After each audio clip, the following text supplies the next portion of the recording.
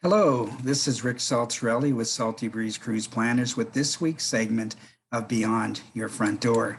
And today I'm going to talk about something that was actually inspired by an article that I saw in Condé Nast online.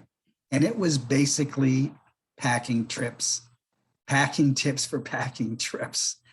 And so I had some suggestions of my own.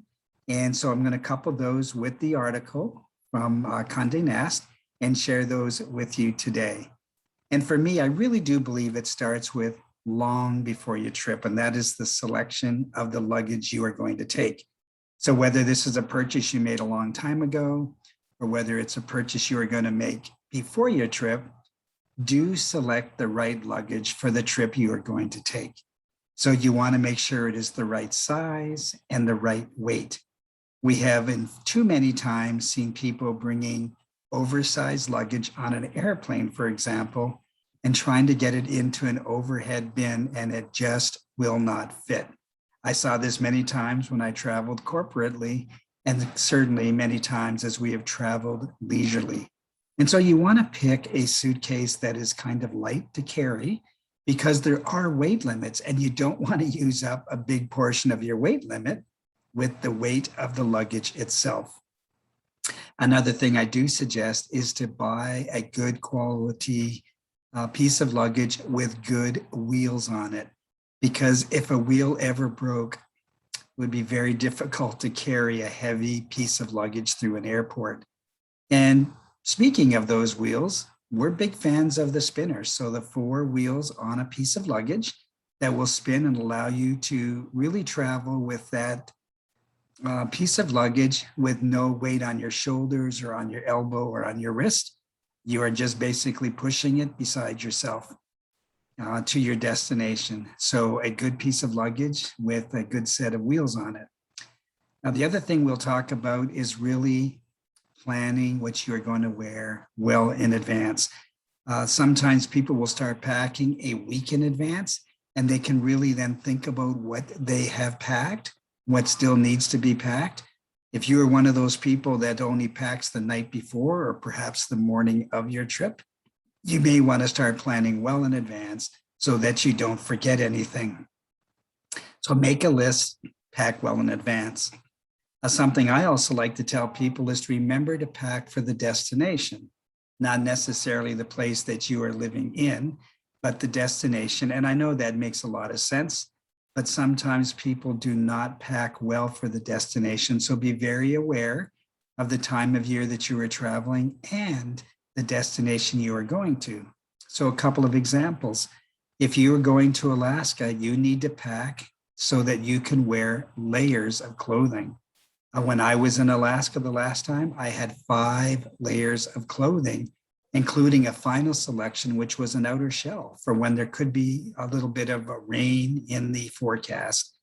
And certainly if you're going to be up and close to a glacier, you're going to want to have something warm to wear. So remember to pack in layers.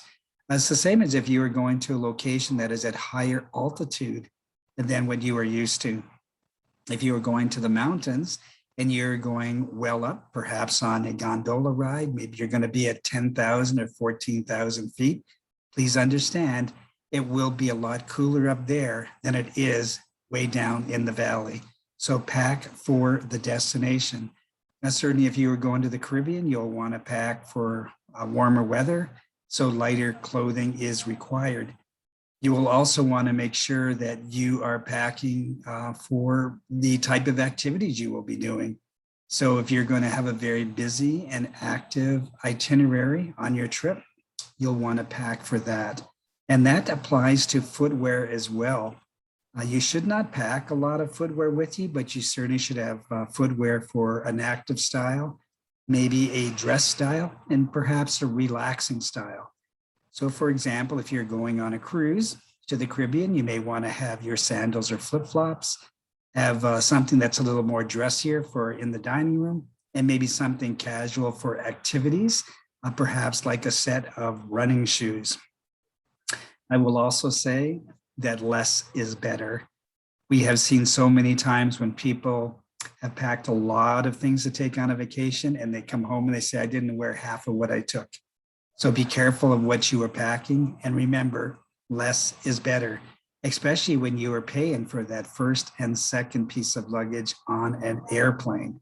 So just pack lightly. Another is to pack differently, is pack your suitcase for the way that you travel. Now, I'm a type of traveler that likes to unpack everything when I get into where I'm going, whether it's a hotel or whether it's on a cruise ship. But there are other people that like to live out of their suitcase. So you want to be able to pack your suitcase in the way that you intend to use it once you have reached your destination. Because I want to pack everything in a way that I can hang it up when I get to the destination. Sometimes I bring extra hangers. If I was going to be living out of my suitcase, I would want to pack it in such a way so that I can find things easily. So I'm not unpacking the suitcase every day, just trying to find something.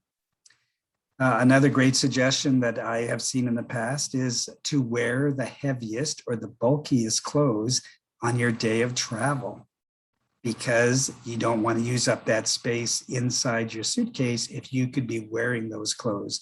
And remember, if you were doing airline travel, especially travel that includes an overnight flight, it does get a little cool on those airplanes. I do know that they hand out blankets and pillows for the most part, but perhaps if you have packed those warmest clothes to wear on the airplane, you might just be a little bit more comfortable.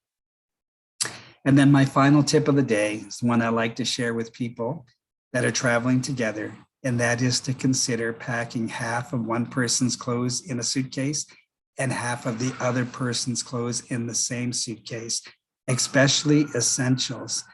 And this is primarily due to if a piece of luggage was to go missing on your travel day.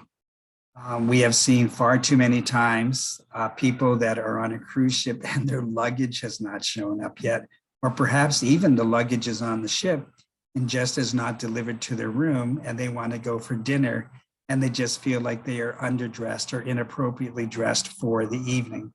So pack enough clothes for each of you in each suitcase that you are bringing, so you'll always have something to wear. My name is Rick Saltarelli. I'm with Salty Breeze Cruise Planners, the place where we help create lifelong lasting memories. I hope these packing tips are beneficial to you. And if you have any questions about packing or questions about vacations, we'd love to hear from you at 888-332-8202. Or you can visit us online at saltybreezecruiseplanners.com. Thank you.